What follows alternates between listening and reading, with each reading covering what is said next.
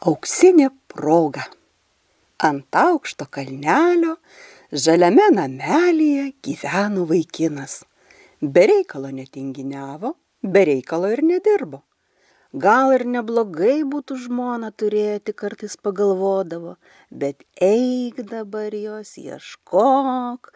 Ir kiaurą stogą būtų gerai sutaisyti, bet lėpk dabar ant jo, taisyk. Kartą išgirdo jis balsą sapne. Imk kastuvą ir keliauk į gretimą kaimą. Ten po aukščiausių ąžuolų užkastas auksas. Taip nebūna, nusižiovavo ir tuoj pat užmiršo sapną. Kitą naktį vėl sapnuoja. Eik į gretimą kaimą, susirask aukščiausią ąžuolą, po juo užkastas auksas. Eik dabar į tą kaimą, ieškok ąžuolo, susiraukė vaikinas. Bet kai trečią naktį tas pats prisisapnavo, jis atsisėdo ant pūpsančio šalia namo akmens, pažvelgė į tolį, kur gretimo kaimo dūmai su debesimis maišėsi ir pagalvojo. Gal ir neblogai būtų tą auksą įsikasti. Susirado mažiausiai purvinas kelnes, pasėmė kastuvą ir išėjo. Traukė vaikinas mišku, apie auksą galvoja, kur parsinešęs jį laikys, kur išleis planuoja, jau ir pusiaukelė čia pat. Žiūri, kelmas samanų kilimėlių užtiestas, ant jo žilas senukas. Ilga barzda aplink kaklą apsukta, galas per petį permestas, sėdi, pipkutę papsi. Kur trauki, užkalbino vaikiną. Susapnavau, kad gretimame kaime po aukščiausio ąžuolo užkastas auksas, einu jo ieškoti. Ir aš kartą sapnavau, kad ant kalnelio prie žalio namelio yra akmuo, po juo auksas užkastas, išpūtė dūmų senukas, bet eik dabar jo, ieškok. O, aš lygiai tą patį pagalvojau, eik dabar jo ieškok, bet po to persigalvojau. Kodėl, pasidomėjo senukas. Kaip, kodėl aukso noriu? Ar labai? Labai. Prieš sapną visai nenorėjau, dabar labai. Tik apie jį visą rytą ir galvoju. Ir kiek tau jo reikia, papsipypkė senukas. Daug. Kiek daug? Pilnų kišenių, pilno maišo ar pilno vežimo? Argi tai daug, numojo vaikinas. Daug yra, kai niekada nesibaigia. Atiduok man kastuvą. Už tai viskas, prie ko prisiliesi, virs auksu. Vaikinas atidavė kastuvą, senukas susimetė jį ant peties, išpūtė dūmus ir dingo. Vaikinas susikišo rankas į kišenes, kelnes auksinės. Palietė medį, auksinis, žengia takas auksinis. Nudūmė į namus, palietė langus, sienas, palipęs auksinėmis kopėčiomis, kiaurą stogą išglostė viską namelio viduje. Tada patraukė į tvartą, iščiupinėjo suverstas į krūvą malkas, vištas, gaidį, kiaulę, mėšlą, šieną. Nuėjo į sodą, įsitiesė ant auksinės pievos, grožisi saulėje spindinčiais obuoliais. Bet nesijaučia iki galo laimingas, nors tu ką.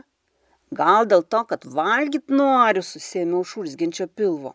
Nusižiūrėjo vaikinas susilikusi žolėje raudoną obuoliuką, prišliaužė jau kas rankomis neliesdamas, bedantys cakti auksą. Vos neišsilupo, nesąmonė, visai valgyti negaliu, šveitė į krūmus auksinį obuolį. Eik dabar vėl to senuko ieškok, pakilo ir spardydamas auksinius konkorėžius patraukė švytinčių taku atgal. Priėjo pusiaukelę, senuko nėra, atsisėdo ant auksinio kelmo ir laukė.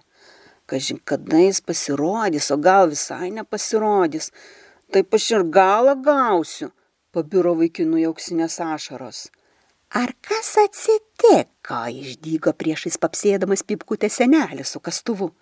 Valgyti noriu, pažarstikojo auksinės ašaras vaikinas. Ar labai? Labai, nuo pat ryto nieko nevalgiau. O kas trukdo? Kaip aš tau auksą valgysiu, pats pabandyk, jei toks gudrus.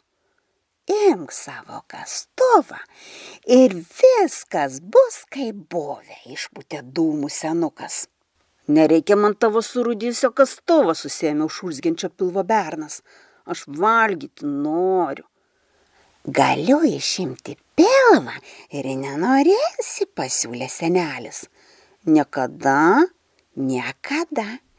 Tik tuomet viso aukso neteksi, perspėjo. Man jo nereikia, numojo vaikinas, galvok dabar, kur jį slėpti, ką pirkti.